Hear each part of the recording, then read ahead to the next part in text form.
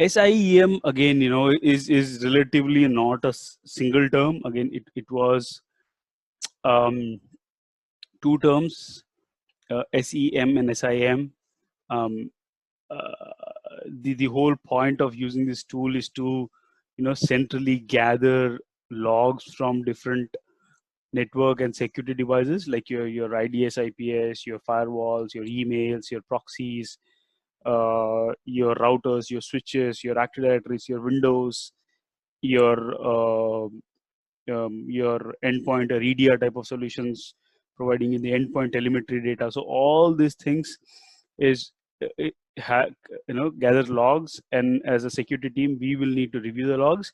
And SIEM seems to be the proper solution, or the solution which allows you to uh, centrally log and then help us analyze the data. So as it says, gather, analyze, and presenting information from network and security devices, identity and access management applications, vulnerability management and policy compliance tools, operation databases, application, external threats, everything else which is there in the environment probably will be sending logs either to a central repository or to central repository, and which in turn will send out logs to your SIEM solution. So again, SIEM started its beginning with IT operations, where IT operations were predominantly trying to use this SIEM or event manager type of tools, like to really understand what's the CPU usages, whether the updates are getting passed on to the local desktops or laptops, or the servers are getting patched properly, or are they receiving the updates, Windows updates properly? Are the hard drive utilization is up and again up to a limit? Is there any crashes or something else and something else? So predominantly IT ops was the one which is using the event manager type of or information management tools to really understand and manage the infrastructure as per se. But as it evolved, the security teams realized the importance of these tools, and I think vendors realized that, and then they started clubbing this SIM and SEM tools together and created a security information and event managers. So again, the best thing, what these tools will provide you is the real-time analysis, because all the central repositories which gather a lot of the tools for either servers or desktops or antivirus or databases or for operating system, anything like that, it pushes the data to the SIM solution or the SIM tool in real time. So that allows the security teams to search the logs in real time, right? So that capability is critical for a security guy, because the moment an IDS alert hits, he should be able to really understand whether it's the only machine which had this type of attack, or are there any other machines which are seeing this type of communication, whether it's an outbound communication, whether it's inbound communication, whether the file exists with the same hash value or the same file name, or what really is happening with that, correct? So again, this helps you do a lot of things in terms of contextualization, visualizing your data, understanding what's really happening in my own environment. For example per se, like suppose um, uh, we are trying to push an antivirus update. So the moment the antivirus update gets pushed out, every endpoint will go and communicate back to the central server saying that yes, I got the update, and the central server will push the logs to any SIM solution, where I can write up a rule saying that every time an update comes in from the central repository, let me know which machine is that, and then based on the total number of machines in my environment, I can quickly find out whether the update really happened to all the endpoints, or am I missing some things there, right? Or the other thing can be, say suppose I have one machine which actually went out to a particular website, that website seems to be suspicious. The first thing I will do is put the website in the logs and then search for how many other users access this particular website, and then that allows me to understand the scale of impact, or what am I trying to deal with that. So this is like the logs are a crucial piece of any security operations center. uh, SOC analyst will be playing with logs, or will be in the logs, deep in the logs, understanding the logs, what is trying to do, parsing them, writing the rules, creating, understanding the logic, or pattern out of the logs. So it's like looking for a needle in the haystack type of situation, where you've got the logs, but you need to really understand what the log is telling you, where is it coming from, how can you correlate different type of logs, whether it can be an antivirus log, it can be a firewall log, and how that correlates to each other. Does it show any pattern of attack? Is it something a false positive, or what's really happening? So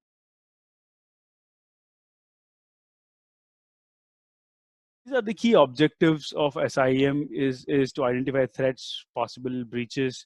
Again, when you say identify threats, as I said, you have infector machine which is going to an XYZ site, and then you want to realize, you want to realize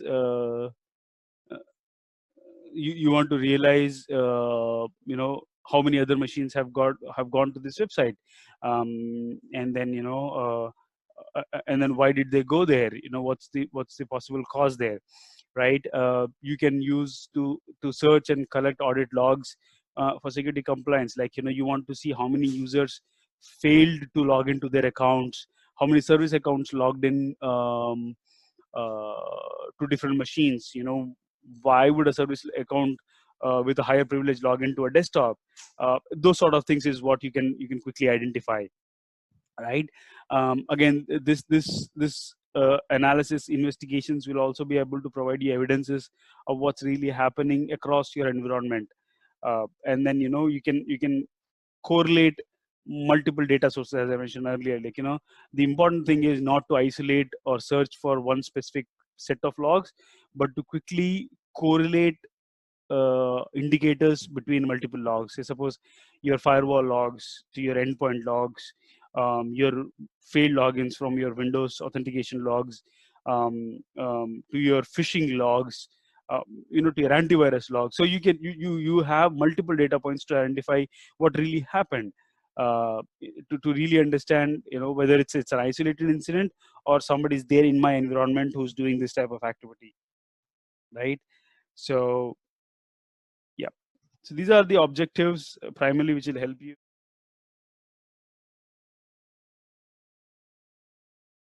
So there is a concept called defense in depth, which talks about layered security, right? So for every organization, there is data at the center which is trying to protect. There's an application which is an interface for the data to get access to. Then you have a host where the application is installed. The host is on the internal network.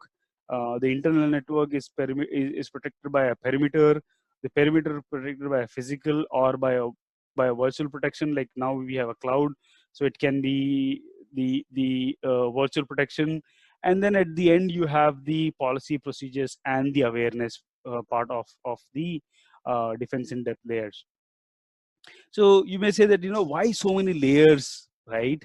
To protect the data. So data is the new asset.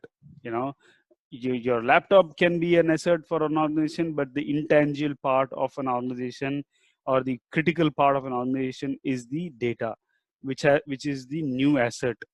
And that's what every organization is trying to protect. It can be right, your banking infrastructure, where the swift transaction happens, the money transfer happens, right? So it wants to protect that, the money transfer infrastructure. Or Coca-Cola, for that matter, wants to protect its secret formula, right? So that's what it's trying to protect. You'll never know where the formula is stored, but it would be stored in a system or in a server somewhere, in an isolated location or in a connected location where specific set of people can have access to it. But again, those are audited. They are allowed to access it with proper controls in place, right? So suppose your application data have strong passwords. You have your access control list for you to access the data. um, the data is again protected by endpoint security. You have communication paths, you have patch management to ensure that security patches are being pushed. Then you have intrusion prevention system, looking at the host to understand what type of attacks are coming in. You have antivirus on your host. You have your host based firewall. You have your server hardening. Again, this is all for host. Again, for perimeter, you have your internal network, you have perimeter security, you have your network segmentation, you have network IDS, your VPNs, your physical access controls, and everything else.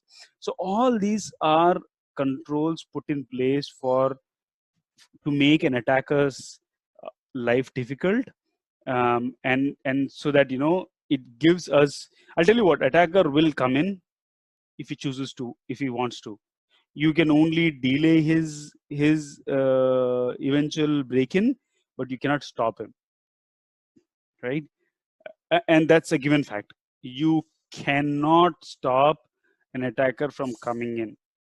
So it's only by learning and facing that attack has happened, you will eventually try to understand how he came in, and you'll start blocking it. It's like a cat and mouse game. The rat can come in from a small hole, uh, where a cat is trying to protect the entire house. It has to know where the entry exit points are, where the mouse can typically come in from. Again, same with an attacker and a defender. Like SOC or information security needs to understand what are my vulnerable points where the attacker come in through. It can be my host, it can be my network, it can be my application where it's hosted, and everything else, right? So we have to, as a defenders, we have to protect all this, but attacker has the leverage of choosing place and time at his own convenience. But we have to be ready to catch everywhere where it's coming from, every possible location where it's coming from.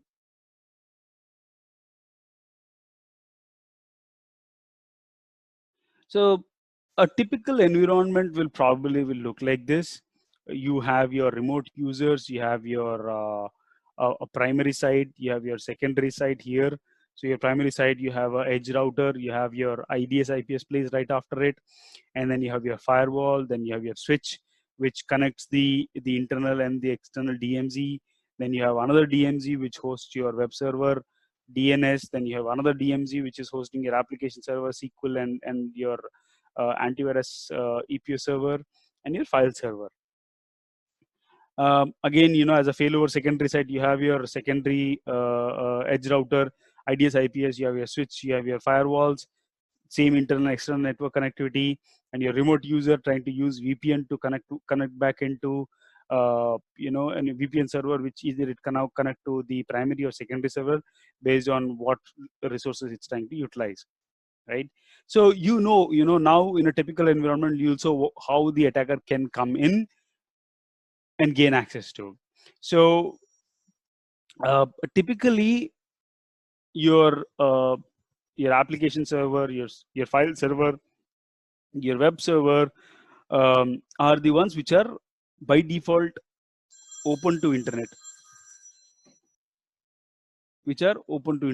so with this, what really happens is attacker can really come in as a normal user and then say that, hey, you know what, I'm here to access the web server. But he might also scan the environment or scan the web server for any vulnerabilities, probably gain understanding of how it's built, what it's built, what are the backend technologies or backend network ranges, possibly, if he's able to enumerate that. So that's how he'll try to gain. Or probably he'll send out a email to possibly guessing the usernames of the employees, and then trying to send out an email to everyone and see how many people would have received it, and then possibly understand, like if somebody responds back, then he's actually gained a foothold in the internal network.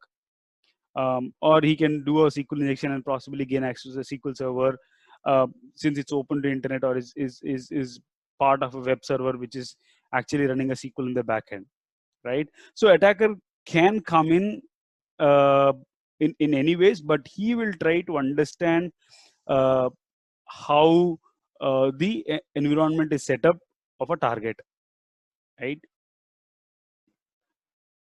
So again, this understanding the environment is also crucial for security operations, because they need to really understand what data should I be logging in my SIEM solution, right?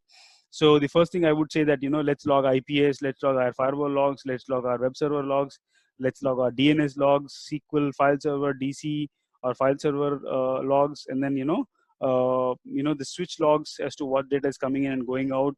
Try to understand, or log VPN logs, internal host logs, and then try to understand how the attacker came in. If IPS saw any alerts, or did firewalls logs see any inbound connections to a web server, and did switch see any large volume of data leaving the environment?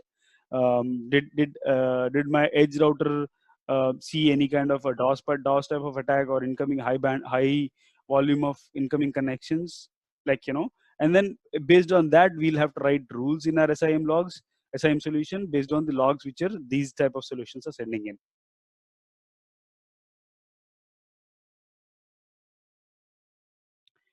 So a log management solution comprises an approach of dealing large volume of computer generated logs, known as audit trails or event logs, right? These are crucial as a compliance item. You are, as a company, is bound to store logs for long time. And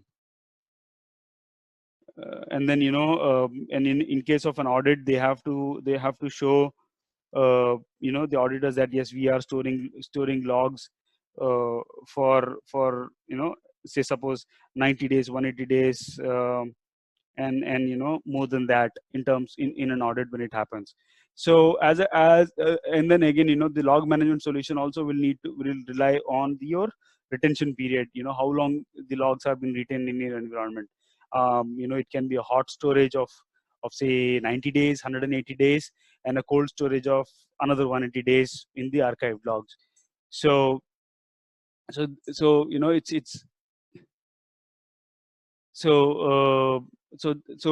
it's important for us to really understand how log management really works, what type of audit logs are getting stored and how long we are storing them.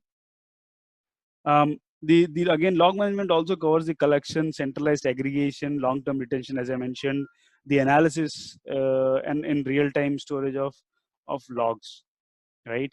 So this is more crucial. For the log management is more crucial because an organization needs to really have a strong policy in terms of log management. They need to have a clear understanding of what type of how long the logs are available for me to search for data right now in a given point of time, and if I need older logs, how can I retrieve that? So I think we have one of my friends' organization had this problem of, I think they had a retention of say, I think 100 days or something like that. Not 100 days, 120 days, I think. And after that, they never had, they did not had a policy of how do I, what happens after the 120-day mark. Then when they were hit by an investigation, they realized that after the 128 days of logs, the older data was getting deleted. So they did not had any data, which is prior to 120 days. So that was a big thing for them, because they cannot investigate or even search the data. This is basically deleted by the storage guys, right? Or by the cloud storage, wherever they were storing. So they realized this is a huge mistake they did, and then they fixed this. And then what they did was they increased their retention period to 180 days with hot storage and 180 days of cold storage. So cold storage is nothing but archive data. So after the 180 days, so hot storage is nothing but when you can actively search for 180 days of data in given point of time. But anything beyond 180 days will be stored in an archive where you can request the vendor to pull the logs out of the cold storage and provide them for searching. So at least that in total they had a logs where they can search for 360 days, right? So this is a good strategy then. So log management is not all about collecting and centralized aggregating, but also ensuring that you are retaining the logs for further analysis, right? So you want, when an investigation hits you, you want to go as far back as possible to understand, when the activity really happened. Though it's a time consuming, very tedious job of searching the logs, but that's the only way you'll be able to get this thing done. So how log management really works, right? So you have, as we saw in the previous the network diagram, you had this VPN, and then you have this primary, secondary site, you have the IPS, everything else. But where does this logs from IPS, Cisco, switch, routers, web server, internal machine, where does this all go? So in a typical environment, you have syslog servers, which usually store the IPS logs, the firewall logs, the DMZ, the DMZ server logs, the switch logs, everything will go and sit in the syslog server. And syslog server is the one which will send logs to your SIEM solution, which will in turn allow SOC guys to log in and search for data. So these syslog servers are massive. They are like huge multi-terabyte storage units which can store a lot of data. They have a specific format in which they store the data, which will be easily read by the SIM solution and easily get. Hello, Hello? Yep. Yeah, I have one doubt here. Sure. Now take an example. We don't have a SIEM tool in our organization. Yeah. Okay. And we have only syslog server. Yeah. So if I want to, as a SOC analyst, if I want to understand and analyze the data, which is the log which are coming from here or from the app server or from the internal network, how should I analyze that? So again, as I said, these syslog servers are dumps of logs. They don't really provide you a context. They are hard to search. They are raw formatted logs. You'll have to first format the logs, parse the logs, and then really understand what it is talking about, right? Okay. So the best way would be to do is to install a open source SIM solution like ELK Stack, Kibana, Elasticsearch, Kibana, and Logstash type of infrastructure where it's freely available. Install on an environment and attach the syslog to this instance and then parse the logs. Or you can do is you can have the free Splunk, which will restrict you to do a 500 MB per day logging, and then stream the syslog to your local Splunk instance. Okay. Yeah, so I mean, like, you can search it. It's not that you cannot, but understand, you are getting logs from IPS, your logs getting from firewalls, and then it's like huge. You have to basically have a text editor large enough to accommodate all this data, and then you need to have scripts to pull specific. See, again, you can have specific Python scripts built to look at specific data, but you will need to do it at a scale to match up your investigation understanding, right? You need to look for specific. Say, suppose you say that you want to look at an event code which says 4625, which is an event code. Probably, I think, let's look at a firewall log, which is a syslog server format, right? So you need to look at a format which says, okay, port number is 514, and the IP address is like, say, 45, 55, 65, 66, right? So you need to find this IP address from the logs. So you can have the script go and do it, but how will you store the data? Again, you'll have to write an output file for that. Again, this is you're trying to do while investigating something, right? So your time is less useful to you because you're trying to script some solution and then output the data in Excel sheet. Whether the format is useful for you or will an investigator accept this format, you don't know, right? Okay.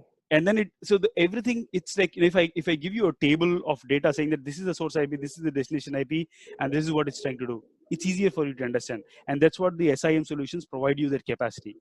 But if you have a syslog server and if you have the raw format, you cannot pictorially identify what's really happening. Yeah. Though you can search it, but you cannot really identify, like, see, suppose if this diagram is there, I can write down number 1 primary Correct. edge router, number 2 IPS server, number 3 Correct. Cisco. If I put this in a line format, you'll never understand how the network is laid out, right? Correct. But picture is more easy for you to understand, and that's what the SIEM solution target to do is, it gives you tabular data, concise tabular data, which allows you to really understand. And instead of saying 10,000 logs, will convert into, say, 5 lines of tables, right? Right. So that's all you want to know, like who did what, how many times, in a given point of time. And with syslog, the data is there, which you can search, but it's very difficult to get to that conclusion, like, how much am I seeing? Because see, the way syslog stores the data is by hour or by day, right? So you need to search by day to really identify what's really happening. You cannot search in one shot for all the days. And the file names are really different. So the way the syslog stores is like, say, suppose it says like, I will store every file in my syslog server will be like 100 MB or 200 MB. The moment a file size reaches 100 MB, it will store, it'll start a new file with a new file name, right? Example, I'm saying it. So now you have to search for multiple files, open multiple files, understand what's in it, and then, start querying for multiple file names. And that's difficult for you, right? So, so the data is there, like per day, per hour, everything is there, but you cannot come to a conclusion, or you cannot easily search the data. It will take a lot of time. Absolutely, it will take enormous amount of time for you to even search the data. So suppose today is like 4th of Jan. So if you want to search 4th of Jan, you'll have entire dump of 4th of Jan logs. You have to put it in Excel, you have to do a pivot, and then you have to understand what happened in 4th of Jan. Then you have to look at 3rd of Jan, do the same thing in the Excel, and then try to understand 3rd of Jan. So let's say, suppose if I am asking as a manager, can you please, Saurav, Saurav, I don't know, but I hope it's Saurav who's asking the question. Yeah. So Saurav, can you please tell me from Jan 1st to Jan 4th what really happened in my firewall logs for a specific IP? So you'll have to do day by day to really understand what's really happening.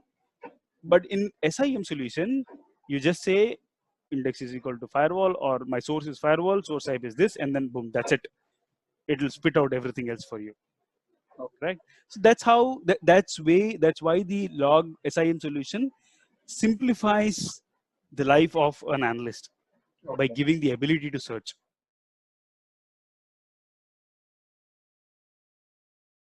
So why SIEM necessary? As I said, we have breaches, we have investigations, internal threats, external threats, who's accessing what.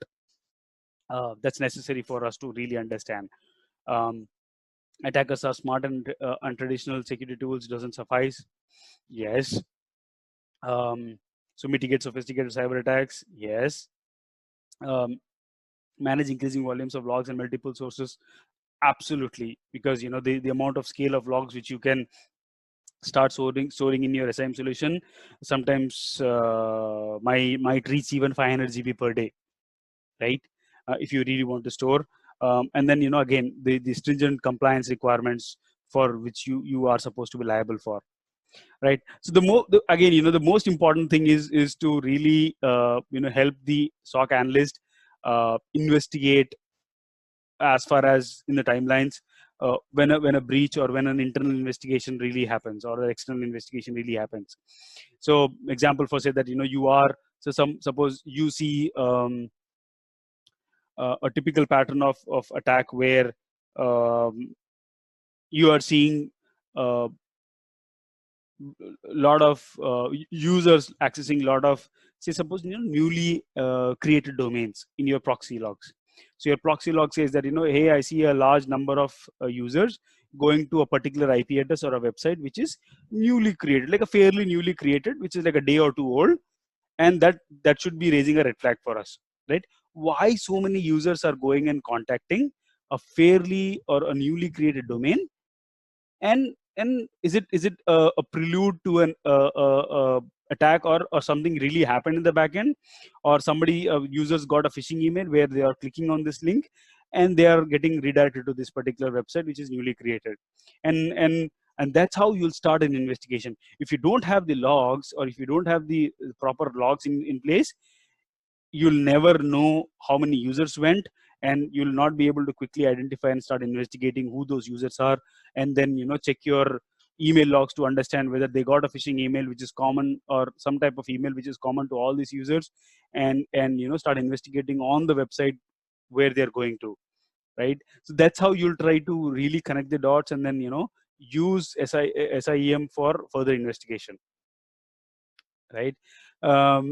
So SIEM has the ability to create alerts, has ability to create reports, has the ability to correlate data between multiple data sources, and allows you to pinpoint and say that, hey, you know what, at this point of time, I think the this attack really started, and I think this is from this day onwards we should look for certain pattern of activity, right?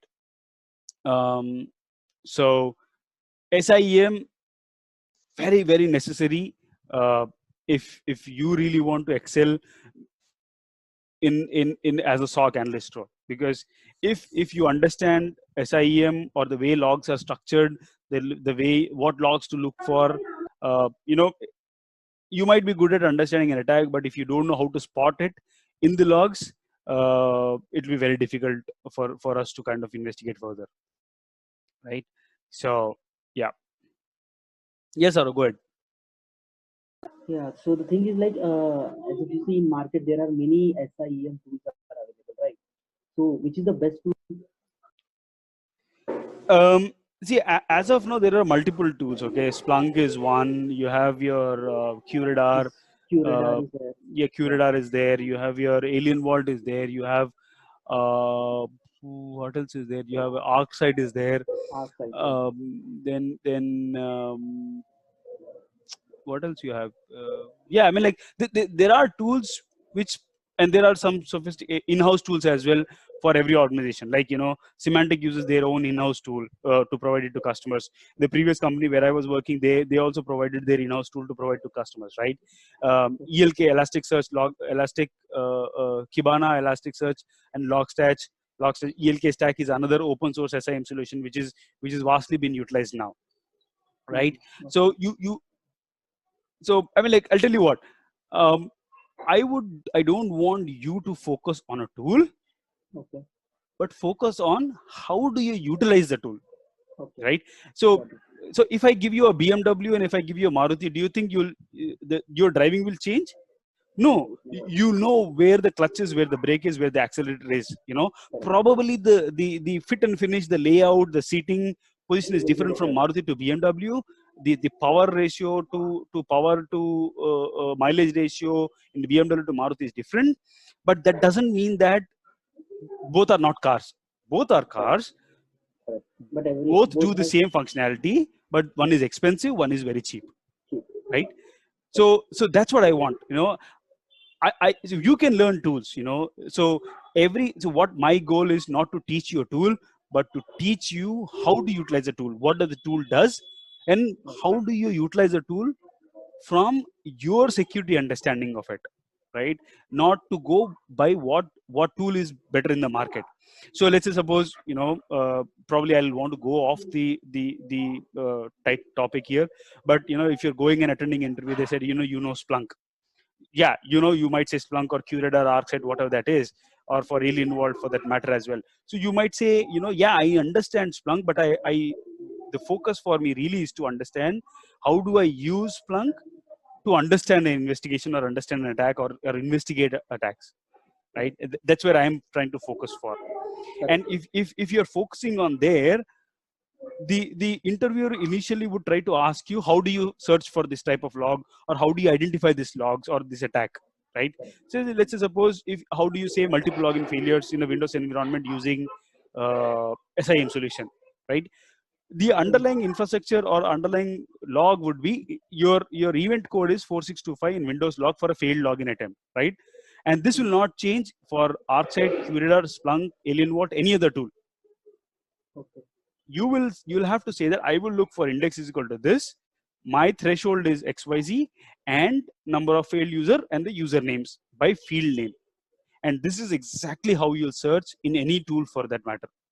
You need to understand what you're searching for, why you're searching for, and what is that you are trying to gain out of by searching this type of logs. So we need to write query also in that? Yes. So every tool will be based on a query or by search parameter. So, again, as I said, you need to search logs in your SIEM. So either it provides you a search bar to search something, or it can give you a field name. So for every time, what you need to do is, see, the first time you'll use an SIEM solution, it will be overwhelming. You'll feel that I don't know anything in this tool, but relax. Within 2 to 3 hours, you'll get a hang of the tool. It's that easy. It's easy. It's not a hard thing to get. So the only thing which you need to understand is really understand what is a raw log. Like look at the raw log, like what the raw log is coming in. Then look at the tool, what it's telling you, like what fields it gives you. Let's say suppose my name is Kishore. So which field name does the word Kishore appears in? Then you'll see, okay, the field name is name or username is equal to Kishore. So now you'll try writing username is equal to Kishore or username is equal to star.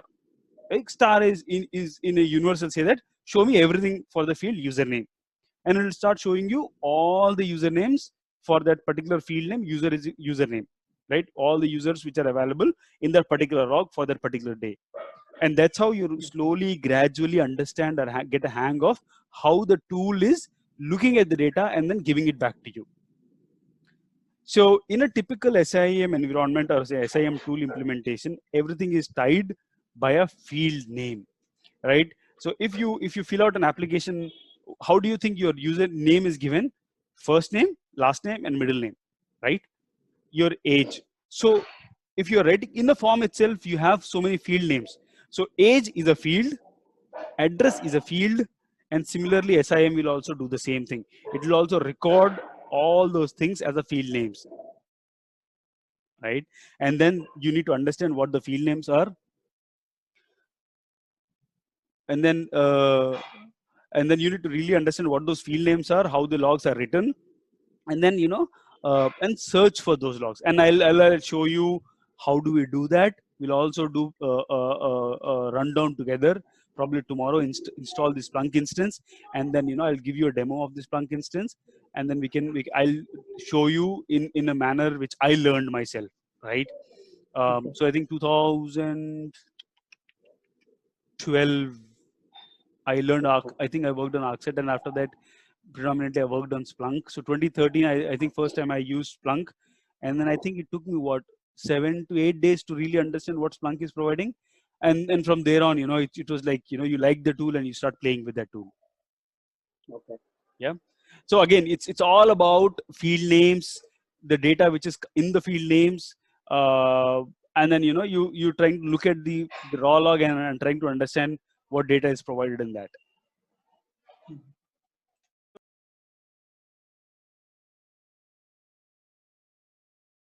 Yep. So let's look at the top 10 use cases for a SIEM, like what type of alerts would you want to write, correct? So the first use case would be to look at authentication activities or abnormal authentication activities for Windows, Unix, or any other authentication application, like like your web server. Users are logging in your web server or Windows environment or Unix environment. Users are logging into the machines or into the off hour, when the user are not supposed to log in at this point of time, they log in. They see often in a large number of failed authentication attempts from an unknown machine or something like that. So this is you'll typically look for that activity, like authentication activities. Then you look at shared account activities, which is a service account or which is a account which is predominantly shared by multiple users, and then try to see how many concurrent sessions have been, how many users have concurrently logged in with a similar username at a given point of time, and where did they log in from, right? And is it something common for these accounts to log in from these many sources? at a given point of time. And then you'll write up a rule to really understand what's happening. Abnormal administrative activity like administrator account is what mostly sought after for an attacker. So you need to really understand what's happening with these administrator accounts. Are they failing? Are they very often failing? Is it something suspicious, or is it something a normal activity where the administrator forgot his login ID and password, and then he couldn't log in, and then he tried multiple instances? uh, or is it a script which is running on behalf of the using the administrative credentials to run a script or something like that, for updating something, right? So you really need to understand and keep an eye on that. Information theft. So you need to look at data leaving your environment, uh, right? So if large amount of data being leaving from your firewall, so when you see bytes in bytes out, you need to really look at bytes in bytes out. uh, and then you see that how much traffic is going out from a particular desktop or from a firewall, whether there are too many incoming connections are there, whether you're seeing an email with like large amount of data which is going out, um, or you're seeing a file server, too many connections to a file server where you see suspicious amount of traffic going out, or like sequential bits, or like 2 MB of data going out to a web server or to a destination. So you need to spot all those things for information theft. Then you need to look for vulnerability scanning and correlation. So you need to really understand who's scanning your environment. Why are they scanning? What are they trying to do with that? If somebody is performing a mass vulnerability scan for you on your environment, uh, like using an SS or a Qualys tool, whether they're allowed to do the scanning, uh, is what you need to really understand, and then keep an eye on the scanning activity. So in the scanning activity, you need to, because attackers would also scan your environment to gain the understanding of what applications do you run, how you're set up.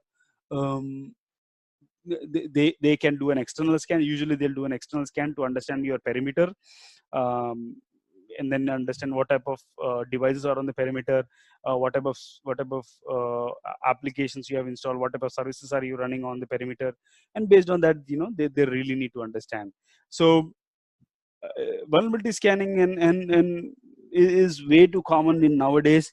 You have automatic bots, you have Shodan, you have almost every other organization out there, like a security company, will want to scan the entire internet for you know to identify services that's running. You identify vulnerabilities in your application or in your servers, probably come back and tell you, hey, you know what, we saw this particular vulnerability on your web server. Do you think we can sell you a product to provide you protection or something like that, right? So you need to keep an eye on this scanning, vulnerability scanning as well. Then you have your intrusion detection and infections like endpoint, IDS, IPS, antivirus, and the malware. You need to log your this type of endpoint detection and response type of tools into your SIEM, so that whenever an endpoint detects an alert, you will get an alert on your SIEM solution that hey, XYZ machine saw an alert. Probably we should go and investigate and what really happened. Like if an antivirus saw a file which is malicious, but never took any action on it, or a file was sought to be suspicious, and or in antivirus doesn't know what really what needs to do, then it probably raise an alarm which will again come into the SIEM, and then based on the alert which you have written, or the use case which you have written, it will alert the security team, and they will further investigate, like what really is the file about, who using it, when was the file downloaded, when was the file compiled, and then do a deeper dive forensics about the application. If it's really malicious, talk to the vendor and see if they can block the file, or write up a IDS rule to kind of block the signature, something like that. And then system change activities, like somebody changed the configuration of a firewall, somebody changed the configuration of a router, somebody added a new policy, changed a policy or something like that. So that needs to be, SOC team needs to be aware of it. and then that's how and you will need to further investigate like what really happened there, and what's your next actions are.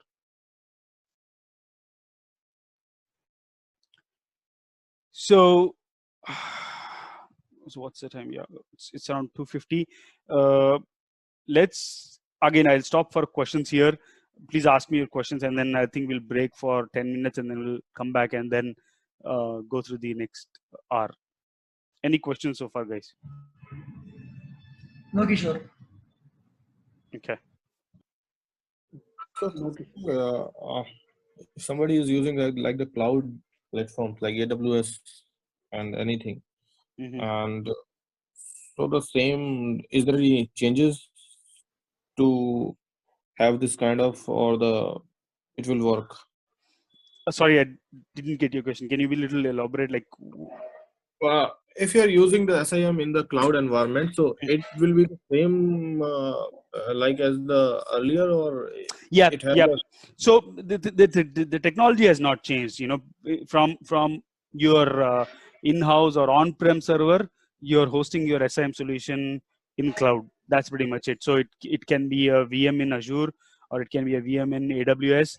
So you install that, and then you have your sensors talk to the cloud server, and pretty much it. Instead of pointing your devices to send logs to your on-prem IP address, you're now pointing it to a cloud IP address, right? But again, you need to ensure that how this channel of communication is secured between the cloud and the on-prem devices.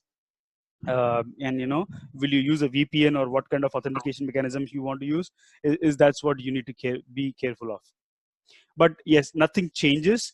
The way the SIEM will work remains the same, and the UI is even better. Like if you have a cloud-based SIEM solution like what we had earlier, like our Alien Vault was a cloud-based SIEM solution. Now Splunk is also coming as a Splunk Cloud, so I can access my SIEM solution even from home at my home laptop as well. Even from my phone, I can access my SIEM solution, right? And look at the alerts which I've generated, search for logs basically from my own phone. So the capacity, the capability is not hampered by where you host the SIEM solution. It's just the access of how easy of access it is. Okay, so that's fine. But if you suppose we have the company and we have the infra in the cloud, we don't want to outsource as a cloud SIEM, but we want to build the SIEM in the AWS cloud. Yeah. Right. So my question is like, suppose we have the prod, dev, and QA, and if you are using the AWS, there are the bucket system is there. So the object is stored in the bucket. So what happens is, if you copy the data from production bucket to the outside, it gets alerted by the SIEM solution. So my question is like, I need to know how it is configured, or how we can configure this kind of thing. See, again, any architect. No, I think I'll see what happens in a SIEM solution if you host it in a cloud. Again, the only thing which leaves your S3 bucket or AWS instance is the logs of what happened, not the data itself. Right? You are looking at metadata of what really happened, of who accessed the data, what really happened who logged in, who logged off, what transactions were made, who authenticated to a particular web server, who has access to the key storage, and the so and so forth of the AWS. And if somebody is moving data from one bucket to other bucket, or from production to staging, the only thing which gets highlighted is the rule which you have written. It's not looking at the data, but it's looking at what really happened with the data.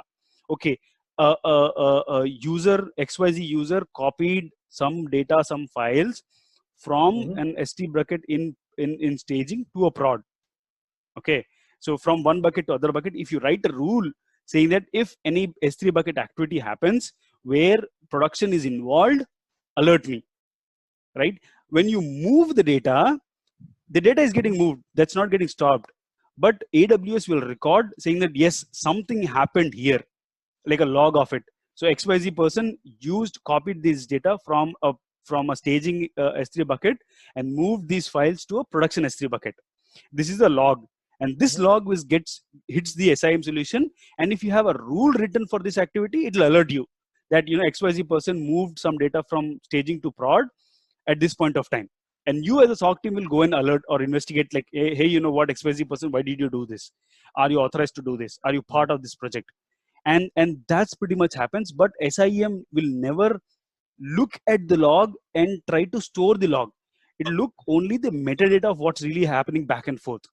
So suppose let's understand that it's a web server which is hosted in AWS, and that web server, you are what the logs in the web server is what it logs in the SIEM solution. So suppose XYZ user logged into the web server, right? So that authentication logs will get stored, right? If you do a debug, so some error happened. So your web server is designed to store a debug log. At any point of time, any error happens, your web server will say, okay, this error happened. Let me store all the data related to this particular error. It will store everything in a log, and that logs will get shipped to the SIEM solution. But the SIEM solution will not see the data, what's getting transmitted between the user and the web server. I got it. It's just like a graph. It's just like a graph. What you have written the rules, and on correct. It's the metadata of it's just the metadata of what you did on a particular server, right? Sometimes if you're, say, suppose debug logs are allowed to store passwords in clear text, those will also come in SIEM. Correct. So you can have your debug logs, your access combined logs, your firewall logs, your ACL logs, anything which you have written on your AWS or Azure, anywhere else, those logs will come, but not the entire file will get moved to SIEM. No.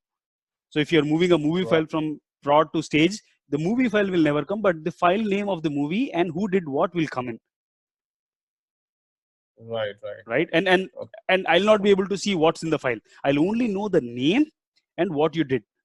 And the only thing I can do is, if I'm an sorry, go ahead. So the person should first rename the password or movie like name and then copy, right? Yeah, something like that, right? Just to fool the security engineer there, right? But again, yeah, something like that, you can do that. But nowadays what happens is you have called DLP, data loss prevention.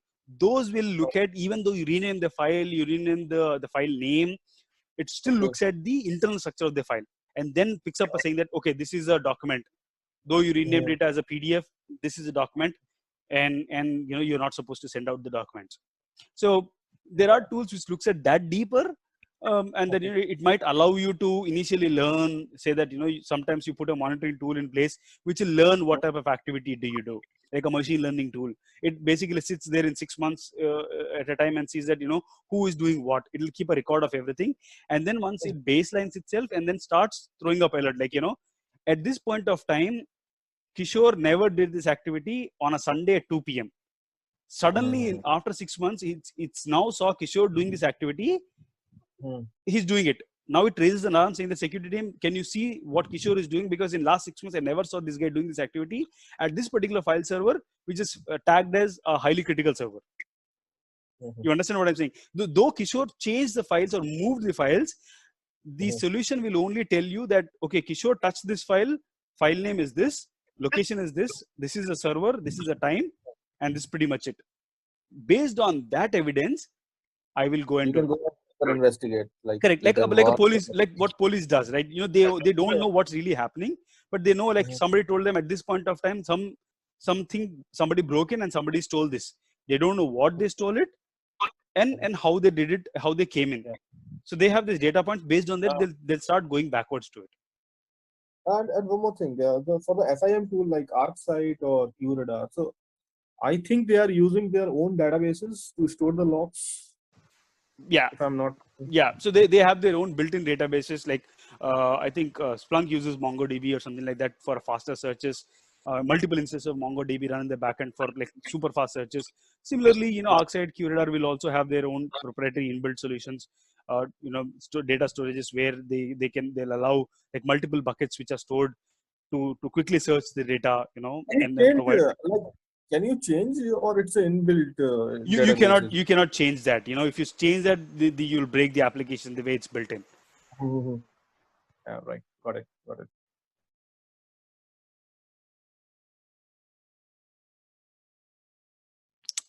So so we were talking about SIEM deployments. I think as a recap, we looked at our alerts use cases, which I'll talk more about while showing you the demo of the instance. But I think we looked at the dashboards, the log forensics, why the SIEM features, critical features. We talked about the file integrity monitoring, the IT compliance.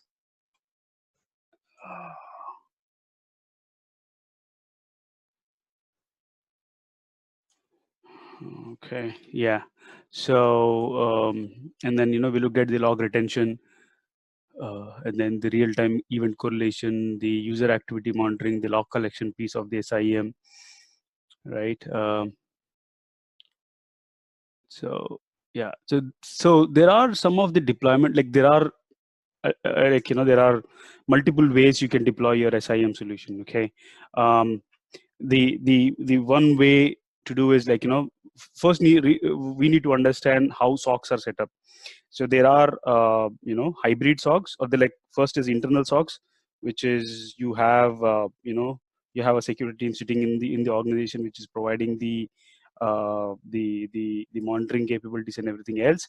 So this is predominantly like an internal SOC which is in house 24/7 or 24/5 or 18/5 or whatever the configuration you have configured based on the team strength.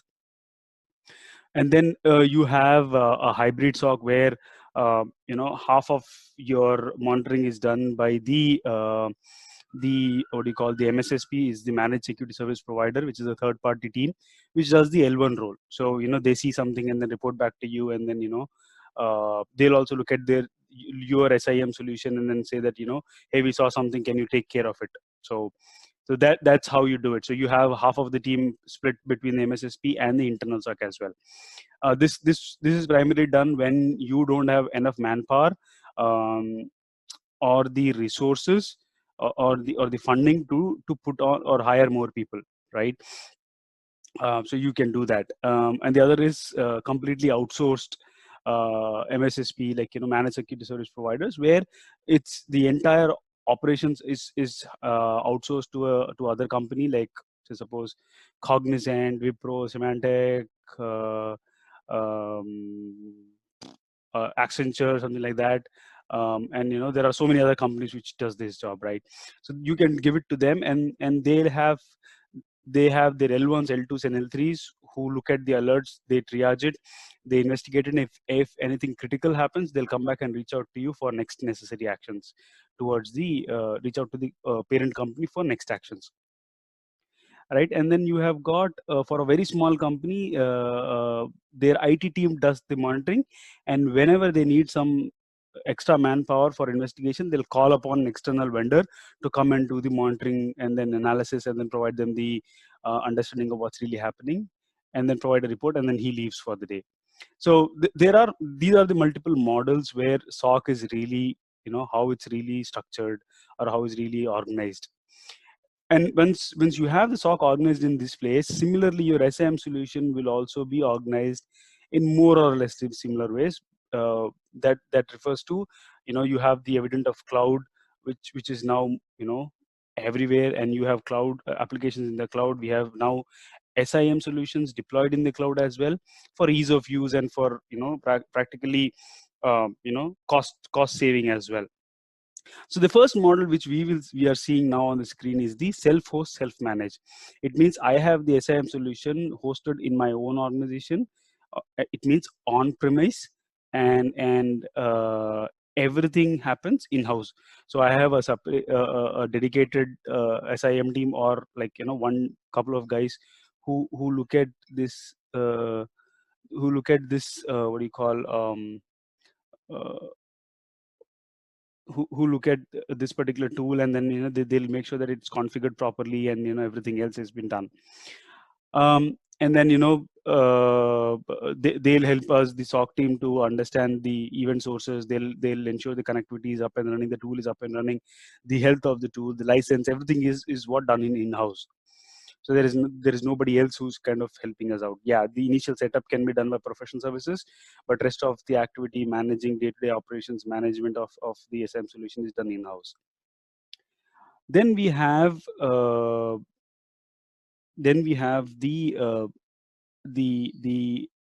MSSP managed and self-host. So what, as I said, the other vector is like, the SIEM solution is actually hosted in my organization. It's like on-premise, and the MSSP team connects to my SIEM solution or manages the entire. Or sorry, I think in this case, I think the data goes from my organization, and then the SIEM solution is hosted or managed by the MSSP. So I don't have a dedicated team. I don't want my guys to manage the SIEM platform. It's the MSSP which has been given the authority to manage, configure, and then add the data sources, configure the rules, manage the health of the SIEM solution by the MSSP. So they'll take care of all the headache of taking care of the tool, whether it's broken, if something is wrong. If it's wrong, they'll have the SLAs, internal SLAs, to get it up and then bring it back online, and then help me out in terms of managing it or using the tool. Then you have self-hosts jointly managed. So it means there are, like, here in the pieces of where some of like the correlation, aggregation, or visualization, all these things are, some of them are done by us, and some of it's done by them. So if something goes wrong at a given point of time, say suppose 8 to 5 is the US time, it means that my in-house SOC can take care of these ones, and post the 8 to 5 time when and the other MSSP can come in, and they can take over of the operations of the or manage the solution for us, for a company. So thereby they provide the 24/7 coverage, to make sure that the tool is up and running and it's been managed properly and effectively as well. Then you have cloud MSSP managed. So now, as I said, Splunk Cloud, probably Alien Vault is in cloud again. My previous company's tool is in cloud again. So what happens is they use Azure, AWS, or Google Cloud to host the entire application SIEM solution in the cloud.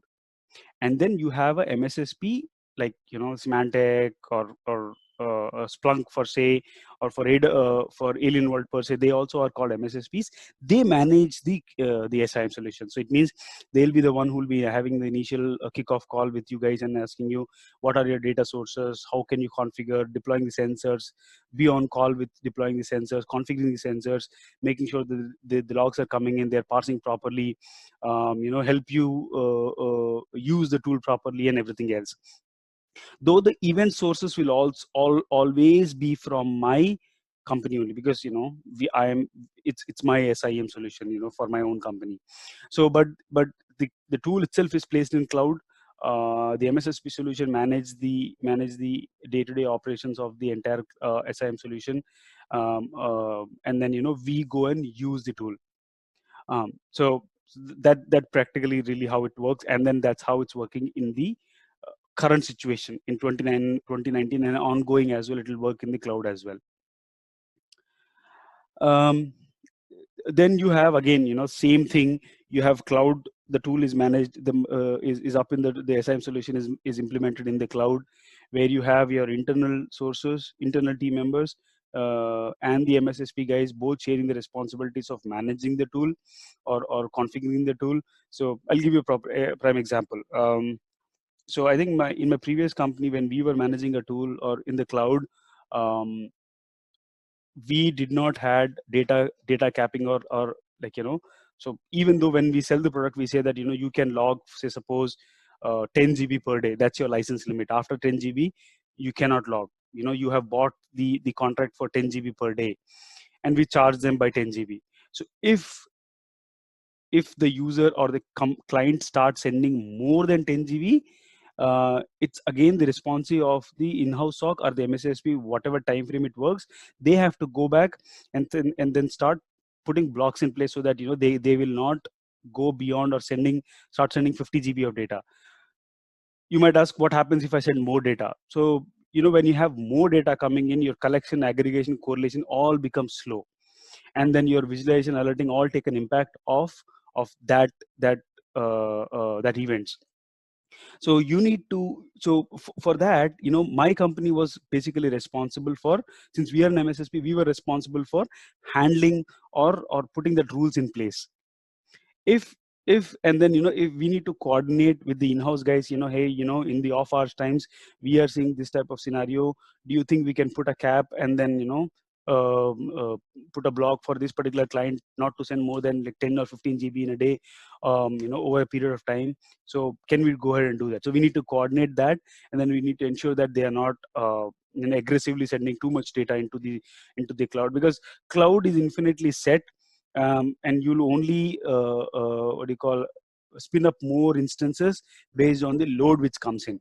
So if we have estimated a load for, say, suppose certain activity, and if we don't have the infrastructure in place, probably the collection, aggregation, as I said, these all chain of events will take a hit, and then other clients who are also using the same infrastructure will also get impacted.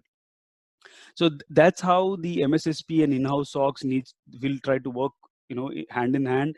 If they see a sensor is down, probably MSSP will call the in-house SOC and say that, hey, that particular server sensor is down. Can you go check what really happened?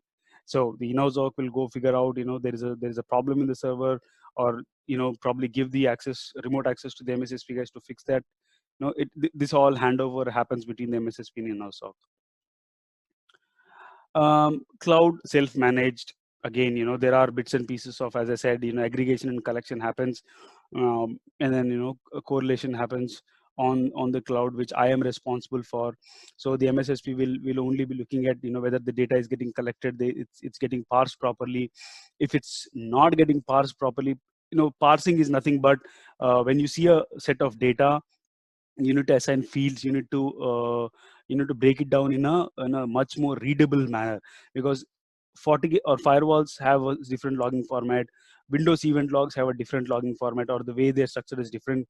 If you don't parse them properly, if I give you a dump of logs, it's of no use, you cannot read that. So the aggregation, parsing, everything happens in that stage where they parse the logs properly, they break down the log in a much more readable format, and then that's how it gets helpful in correlating the data between multiple data sources. So that's how the MSSP takes care of it. And then we manage the rest of visualization, alerting, we create the dashboards, we create the alerts, we create the analytics reporting, and then we ensure that the data is retained in the system. Then again, it's a hybrid model. It's in the cloud, something is on-prem, and then some of the data sources are in the cloud, some of the data sources are on-prem. They both start sending your data to the SIEM solution, and then both of us, both the teams jointly manage this particular tool in terms of how it's configured, how it's secured. So if the solution is hosted on AWS, I think the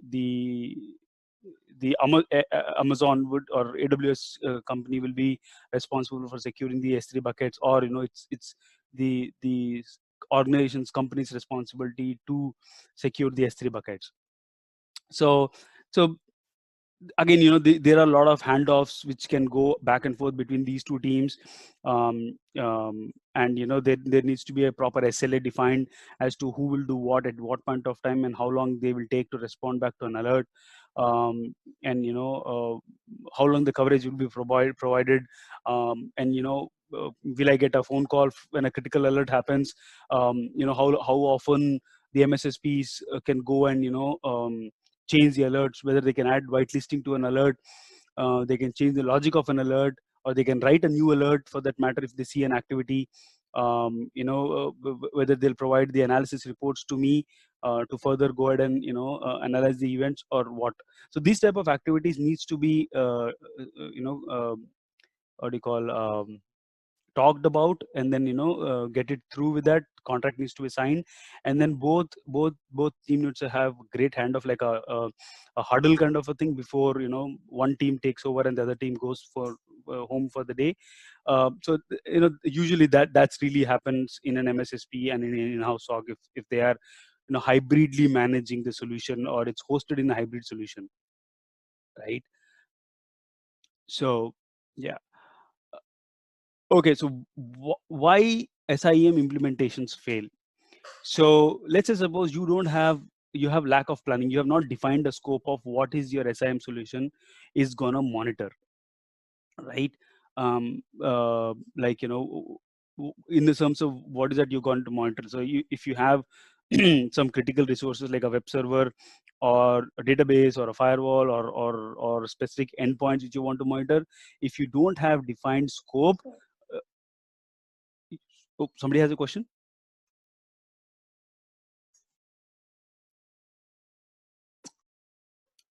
Okay. So yeah, so if the company doesn't have a defined scope of what it's trying to implement or what it's trying to monitor, then you'll end up adding or logging everything in your environment, and then you will breach your license limit, and then your tool is basically will go down, and then you'll have to buy more licenses. So that's what we call as audit logging specifications, where you will define what is that you want to log for a particular defined system or data source, and then you log only that particular data. It can, let's say for example, you have your Windows infrastructure, right? In an organization you have got 50,000 machines. You might want to be you might want to be very careful in terms of logging everything for that Windows endpoint, right? So you'll only say that, okay, let me go ahead and only log the security events for the Windows machines. So then you are basically saying that I will not log system and I will not log application logs in my SIEM solution. Thereby I'm reducing the scope, and I'm trying to be I'm like trying to sticking to my defined scope as to like, okay, I will only monitor the security activity from an endpoint and not the system or application monitoring for a particular system. Then faulty deployment strategies.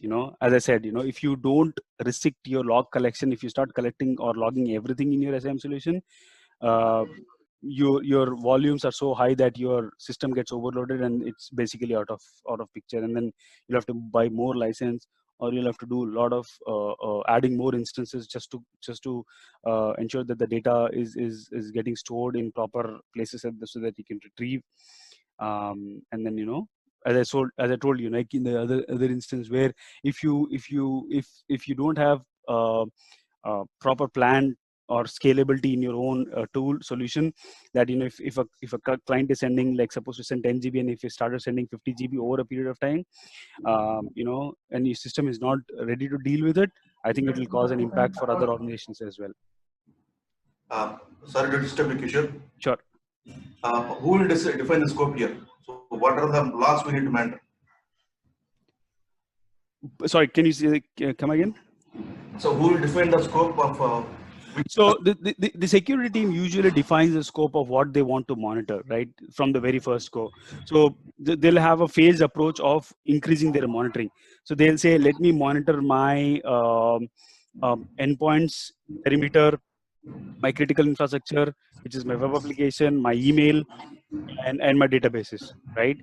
And from there on, once the system gets up and running, we have proper tools in place, we have proper alerts in place, we have proper reports in place. Once we understand how the tool really operates, and then we can go and decide that what more do I add into my solution, and then how do I monitor that. So you need to have a phased approach. SOC will define, or basically security teams will define what is that they want to monitor. And if they have a specific requirement from other teams, like a development team wants to say that, hey, I want to monitor my DevOps area, so staging area or what do you call, staging area or test area or for production area, can you please monitor that for me? So we need to go and then look at how the tool really works, how the application really works, and then write rules and then start monitoring that, right? Yeah, I got it, but I have one question here. Yeah. Like this will be planned in the before starting the logs, right? if it is, for example, this should be documented properly before starting the logging the events.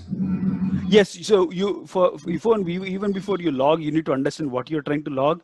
And as I said, you need to have an audit logging specification document as to what events are you trying to log and what would those events specifically would be. You need to say that, if I'm logging Windows infrastructure from my domain controller, all Windows activity. So what type of Windows activity do you want to monitor? And then, try to get those specific logs only. So if you don't have Windows firewall in place, so don't log Windows firewall, because even though there is no data in there, why do you want to even say that enable the logging? Because it try to check whether there is any files on that particular location, and then try to really understand, and then if anything is there, somebody by default enabled something, and then you'll start logging it. Though it's not in your scope, you'll start logging it. So if you need to really define what is that you want to log, and then only start adding those data sources to your SIEM solution, not everything else. Yeah, but my question is, sure, if you do it without planning, the licensing issue will come, right? Yeah. So how to mitigate that? So first, initially, that's what I said, you need to really understand what is that you want to log. Say, suppose you say that I want to log Windows, I want to log my perimeter, which is firewall, and I want to log my web application, these three things, right? And then you need to really go back and check how much data in a day you log for these activities. Like go and talk to individual teams as to, how much logs do you see in a day for email activity, for web server activity, and for Windows activity. They'll say, I think all these three things together will come across around 60 GB per day, example. So then what you do is you have to take into precedence that, okay, what if there is sudden increase in the logging, and then there is like sudden insurge of data which comes in, which will be like 30 to 40% more than what I'm currently logging. So suppose 30 to 40% of current 60 GB would be around 24%, which is like 24 GB more. So what you'll do is 30 GB add more, and say that my current logging specification is 90 GB per day. And on that estimation, you'll go forward. So even though you log more for a particular day or over a period of time, you have the bandwidth, license bandwidth, and then you can go on from there on saying that, okay, I have estimated 30% more on an average to log, and then you'll eventually leave that 90 GB, and when you reach the 90 GB limit, you'll even start logging for 30 GB more. So you'll have to increase your logging, and again, this is all based on cost, so you have to justify your logging and then your cost as well. Yeah, that is what my point. So eventually the logging may increase over a period of time. It will definitely, 100%, given that it will. We need to take into consideration the buffer also. Yes. If you have not taken, that's a mistake. If you have to really consider, like, you have to have a scope. If you plan out for, say, suppose first 6 months you log XYZ activity, and next 6 months you log other activity like in the Azure cloud or AWS or anything else. So if you start logging CloudWatch and CloudTrail logs, you need to understand how much that is, right? Example. So that's, say, suppose 20 GB per day. So you already know that 20 GB is your future scope of logging. What you'll do is you'll start adding that scope now in next 6 months. I'll have to add 20 GB. So how much do I need to log? Do I need to go 90 GB? Do I need to go 120 GB? Is what you need to really plan. Either you can do a trial run with a 100 GB plan and see, if you add anything, how much you are doing day in day. And then based on the 1 week or 2 weeks of testing, you can go and say that now my activity is 150 GB per day. And I think this is more than ample for me to start increasing the scope, or you have considered buffer as well and the additional logging as well, and then you'll start logging this activity. So this trial run will be done on the test servers? No, not on test servers. Then how will you come to know that? So what you'll do is you'll actually create an instance, log it, and then you'll tell the customer that your SIEM solution that I will be doing a trial on this one. And then they'll have to, this is all production. They'll log everything, and then they'll only consider licenses, because until unless you don't do, you can do a POC. You can do a proof of concept. You can do a proof of concept, and then add the production data to it. Until you don't add the production data, you'll never know how much that really is. You cannot add the test data, because test data is always test. You cannot call it as a production data. Yeah, because otherwise, if you do it on the dynamic way, maybe the client will ask us why the licensing is getting more. Correct. Because if you don't do a POC, he will say that I will, you said that you'll only log for 90 GB, and I bought for 90 GB, and after 2 months you're coming back and say, your logging is increased, can you buy for 120 GB? He says, I am not ready to buy 90 GB because I convinced my management to pay for 90 GB only, and Yeah. I will not pay for now. It's your mistake. So Yes, yes. either you lose the business or your customers are unhappy about it. Yes, yes. Right, so that estimation has to be there. So you need to tell the customer, consider the buffer or consider the of extra logging which will come over a period of time, and then go forward from there on. So it's as a SOC responsibility. That means you are doing. Yeah, you because SOC knows the data sources, right? You'll know how much a web server will log in a day, how much an email server will log in a day, how much your Windows will log in a day, how much your firewalls will log in a day. So the day-to-day count of you can check with them first. Even before telling a number of this much is the logging count, you can ask them how much do you log in a day, what's the log size. So you can say that say suppose 10 lakh events in a day, 10 lakh events will cost you close to a GB, on a rough estimate. So based on the current log or how many millions of events you log, you can averagely say that okay, this is the number of license limit, or this is the number of storage units or license limits you need to buy, say suppose 100 GB, 200 GB, whatever that is. And then based on that, you can do a POC and say that okay, we said this much, but in reality this is how this much is, right? Estimation towards reality, and then you can say that considering the buffer, you should buy this much. Oh. Yeah. Thanks, Vishal. Yeah.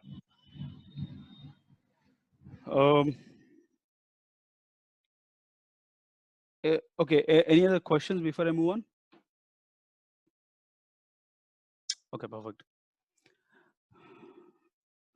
So business benefits. So there are a lot of benefits. Why SIEM, what SIEM can provide you. It's a real-time monitoring. You can have your team can have real-time alerts. You will have cost saving. When you're running into investigation, when you're running into a breach, there's a lot of cost saving in terms of gathering the data, providing reports, providing data or evidences to the investigators, and for you as well. If you don't have an SIEM, you'll have to have you need to basically log into multiple devices just to understand what really happened in at a given point of time. When you have an SIEM solution, you don't need to do that. You just log all the data into one place, and then you start querying the data. It helps you be compliant. So your teams can go back and say that hey, I have a data for last 180 days because stored in my SIEM solution, which is as per the compliance. I record Windows event logs, or I record firewall activity, I record web server, I record email logs, I record proxy type of data for last like 180 days or 200 days or whatever that is, and then show the auditor that this is the proof I'm logging the data, this is the proof that my security team monitors this activity, and these are the proof that incidents have been created for this type of activity.